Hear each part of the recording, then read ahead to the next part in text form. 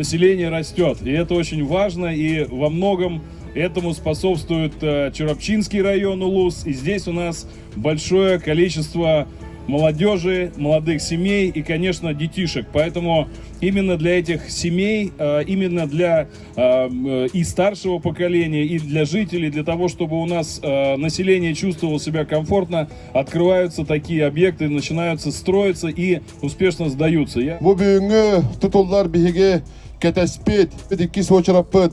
Бу биһиге жомму сергебит, чөл туруктак булаларгар, доробай хыржалларгар, хөтө лохан кылат булу демен бүгүн мүмкүнләкпен.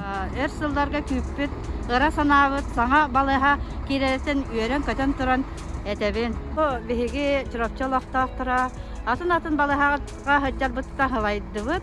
Бу барыта бирге болартан мен олус үйрен туран күйтебит.